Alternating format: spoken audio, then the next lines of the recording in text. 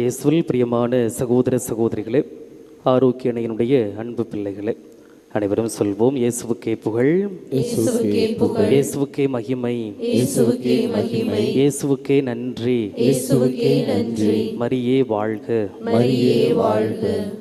இயேசுவில் பிரியமானவர்களே, அதிகாரம் பணி செய்ய என்ற மைய சிந்தனையில் உங்களை சிந்திக்க அன்போடு அழைக்கின்றேன்.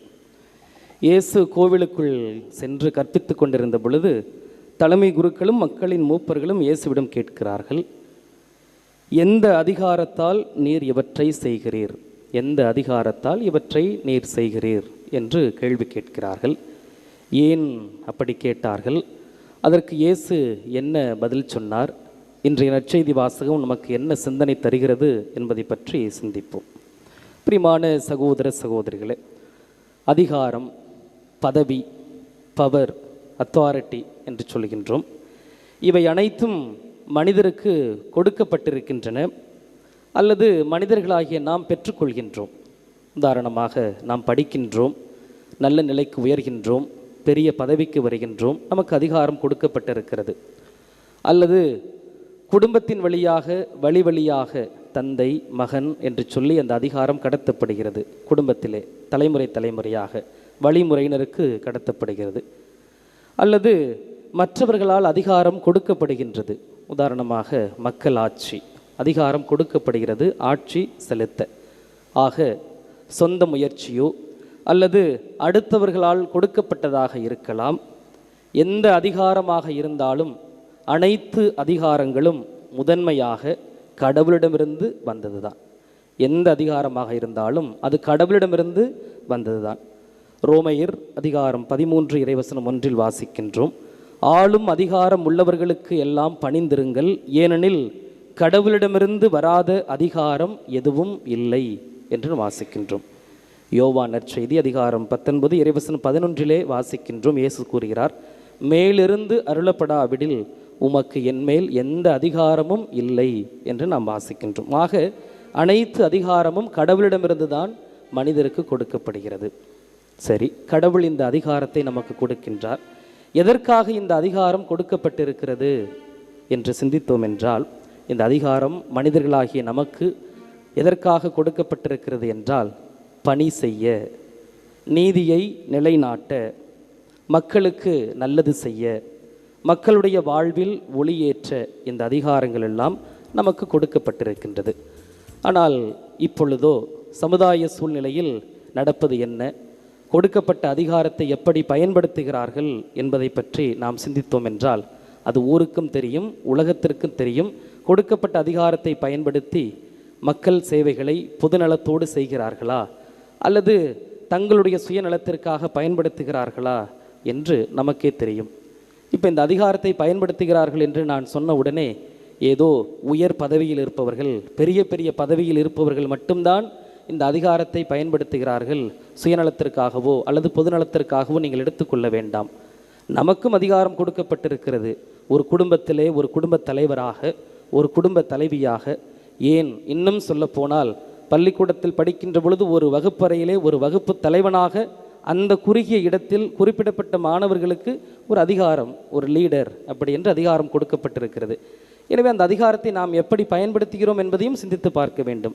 ஏதோ அதிகாரம் என்று சொன்னோன்னே பெரிய பதவியில் இருப்பவர்களுக்கு மட்டும்தான் அது சேரும், எங்களுக்கு சேராது என்று சொல்லி நாம் தட்டி கழிக்கக்கூடாது. குடும்ப தலைவரிலிருந்து, ஒரு சிறிய பொறுப்புகளிலிருந்து ஒரு 5 பேருக்கு ஒரு தலைவராக நீங்கள் நியமிக்கப்பட்டாலும் அந்த அதிகாரத்தை பொதுநலத்தோடு பயன்படுத்துகிறோமா அல்லது சுயநலத்தோடு பயன்படுத்துகிறோமா என்று நாம் சிந்திக்க வேண்டும். இன்னொரு உண்மையையும் நாம் தெரிந்து கொள்ள வேண்டும். என்ன தெரியுமா? நாம் ஆட்சி அதிகாரத்தில் இருக்கின்ற பொழுது, பெரிய பதவியில் இருக்கின்ற பொழுது நமக்கு கொடுக்கின்ற மதிப்பு மரியாதை எல்லாம் நமக்காக கொடுக்குறாங்க? யாருக்கு கொடுக்குறாங்க? நம்முடைய பதவிக்கு தான் கொடுக்குறாங்க. நம்ம ஒரு பெரிய அதிகாரத்தில் ஒரு பெரிய பதவியில் இருக்கிறோம், நமக்கு கொடுக்கின்ற மதிப்பு மரியாதையெல்லாம் நமக்கு கொடுப்பது கிடையாது. நமக்கு இருக்கிற அந்த போஸ்டிங் அதுக்கு கொடுக்குறாங்க. அது உலகத்துக்கே தெரியும், தெரிந்தும் நாம் இப்படி இருக்கின்றோம். எனவே நமக்கு கொடுக்கின்ற அதிகாரத்தை பயன்படுத்தி நாம் மற்றவர்களுக்கு உதவி செய்ய, பணி செய்ய நாம் அழைக்கப்படுகின்றோம். பிரியமான சகோதர சகோதரிகளே, அந்த அதிகாரத்தை பயன்படுத்தி நாம் நல்லது செய்கின்ற பொழுது கண்டிப்பாக எதிர்ப்பு வரும். இயேசுவிற்கு எதிர்ப்பு வந்தது போல திருமுழுக்கு யோவானுக்கு எதிர்ப்பு வந்தது போல எதிர்ப்புகள் வரும். அந்த எதிர்ப்புகளையெல்லாம் மீறி நமக்கென்று கொடுக்கப்பட்ட அதிகாரத்தை பயன்படுத்தி நாம் மற்றவர்களுக்கு நல்லது செய்யும் பொழுது, பொதுநலத்தோடு செய்கின்ற பொழுது நமக்கு ஒரு மன நிறைவு வரும். பார்த்தீங்களா? அதுதான் கடவுளுடைய ஆசீர். சில பேர் சொல்லுவாங்க, நான் உபத்திரமும் செய்கிறதில்ல, உதவியும் செய்கிறதில்ல, நான் உண்டு, என் வேலை உண்டு, என்னால் யாருக்கு எந்த பாதிப்பும் இருக்காதுன்னு சொல்கிறாங்க. பார்த்தீங்களா? அவர்கள் மனிதர்கள் கிடையாது, அவர்கள் கல். ஒரு குளத்தில் கல்லை தூக்கி போட்டால் கீழே கிடக்கும் பாருங்கள். அப்போ அதுக்கும் நமக்கு வித்தியாசம் இல்லை. அதை பெருமையாக சொல்லிப்பாங்க, நான் யாருக்கும் எந்த உபத்திரமும் செய்கிறதில்ல, என்னால் எந்த பிரச்சனையும், நான் உண்டு, என் வேலை உண்டு இருக்கிறேன் அப்படின்னு சொல்கிறவங்களுக்கெல்லாம் கல்லுக்கு சமமானவர்கள். நீங்கள் மனிதர்கள், படைக்கப்பட்டவர்கள், உதவி செய்ய அழைக்கப்பட்டிருக்கிறவர்கள். எனவே பிரியமான சகோதர சகோதரிகளே, இந்த அதிகாரத்தை பயன்படுத்தி நாம் உதவி செய்கின்ற பொழுது கண்டிப்பாக நமக்கும் பிரச்சனைகள் வரும். ஆனால் அதற்கு இயேசு நமக்கு வழிகாட்டியாக இருக்கின்றார். இன்றைய நற்செய்தியில் நடந்தது என்ன? இன்றைய நற்செய்தியினுடைய பின்புலத்தை பார்த்தோம் என்றால், இயேசு அந்த எருசலேம் ஆலயத்திலே வியாபாரம் செய்து கொண்டவர்களை அடித்து விரட்டுகின்றார். ஏன் தெரியுமா? அங்கும் அவர் நீதியை நிலைநாட்டுகின்றார்.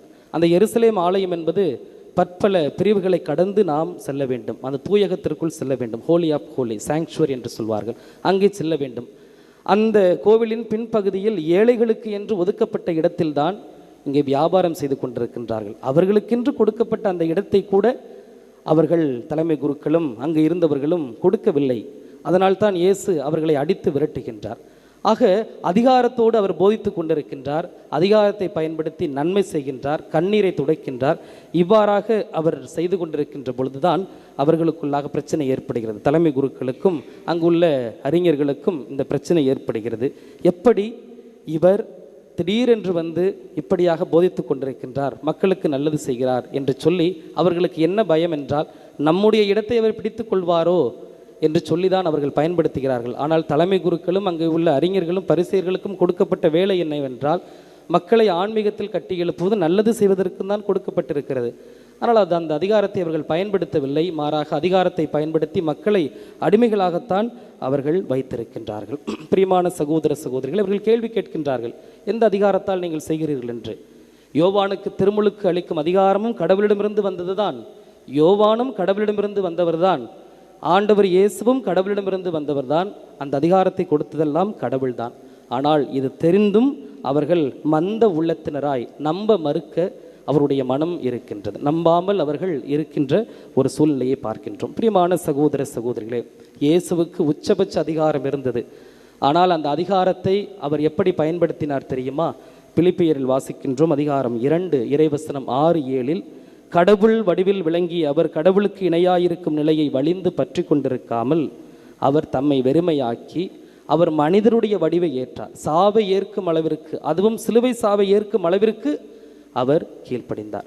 இன்றைய நற்செய்தியில் இயேசு திருமுழுக்கு யோவானை பற்றி குறிப்பிடுகின்றார். அந்த திருமுழுக்கு யோவான் என்ன தெரியுமா சொன்னார்? நான் அவருடைய மிதியடிவாரை அவிழ்க்க கூட தகுதியில்லை என்று சொன்னார். இன்றைய முதல் வாசகத்தில் நாம் அருமையாக வாசிக்கின்றோம். அவர் பிழையாம், அவர் செல்கின்றார். அவர் மக்களை சபிப்பதற்காக செல்கின்றார். ஆனால் கடவுள் அவரை மாற்றுகின்றார், ஆசீர்வாதத்தை பொழிந்து வருகின்றார். ஆக இயேசுவாக இருக்கலாம், முதல் வாசகத்தில் வாசிக்க பிழையாம், அல்லது நற்செய்தியில் வாசிக்கப்பட்ட திருமுழுக்கு யோவானாக இருக்கலாம். அவர்களுக்கென்று கொடுக்கப்பட்ட அந்த அதிகாரத்தை மக்களினுடைய பணி செய்வதற்காகத்தான் அவர்கள் பயன்படுத்தினார்கள். முன்னாள் திருத்தந்தை பிரான்சிஸ் அவர்களிடம் ஒரு கேள்வி கேட்கின்றார்கள், ஒப்புரவரல் சாதனம் பாவ சங்கீர்த்தனத்தை பற்றி.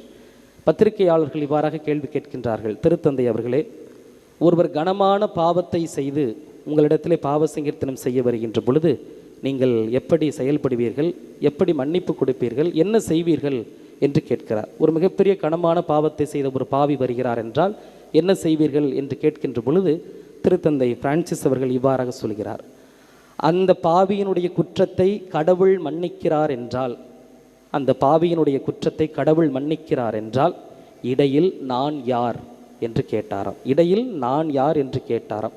கத்தோலிக்க திருச்சபையின் உச்சபட்ச அதிகாரத்தை கொண்டிருக்கின்ற ஒருவர் இப்படியாக தன்னை தாழ்த்தி அவர் சொல்கிறார், கடவுள் மன்னிக்கிறார் என்றால் இடையில் நான் யார் என்று அவர் கேள்வி கேட்டாராம். ஆக இவர்கள் எல்லாரும் நமக்கு சொல்லிக் கொடுக்கின்ற ஒரு பாடம், அதிகாரம் என்பது பணி செய்வதற்கு. எனவே அதிகாரத்தை பயன்படுத்தி, நான் தான் முன்னுரையில் சொன்னேன், தொடக்கத்திலே சொன்னேன், நமக்கென்று கொடுக்கப்பட்ட அதிகாரத்தை நாம் எப்படி பயன்படுத்துகின்றோம்? உங்களுடைய அதிகாரத்தை சரியாக பயன்படுத்தினீர்கள் என்றால் நிறைய பேர் வாழ்வு பெறுவார்கள். அது குடும்பமாக இருக்கலாம், குடும்ப தலைவர், குடும்ப தலைவி, ஒரு அன்பிய பொறுப்பாளர், அல்லது உங்களுடைய தெருவுக்கு நீங்கள் ஒரு பொறுப்பாளர்கள், அல்லது நீங்கள் பணி செய்கின்ற இடத்தில் உங்களுக்கென்று ஒரு பதவி கொடுக்கப்பட்டிருக்கிறது, ஒரு அதிகாரம் கொடுக்கப்பட்டிருக்கிறது என்றால் அதை பயன்படுத்தி நீங்கள் எப்படி பணி செய்கிறீர்கள் என்பதைத்தான் நாம் யோசிக்க வேண்டும். திருவருகை காலத்தில் இருக்கின்றோம். கிறிஸ்துவனுடைய பிறப்பிற்கு தயார் செய்து கொண்டிருக்கின்ற இந்த வேளையிலே அவர் தன்னை வெறுமையாக்கி நமக்காக வந்தார். எனவே நாமும் வெறுமையாக்க வேண்டும். எதெல்லாம் வெறுமையாக்க வேண்டும் என்பது நமக்கு தெரியும்.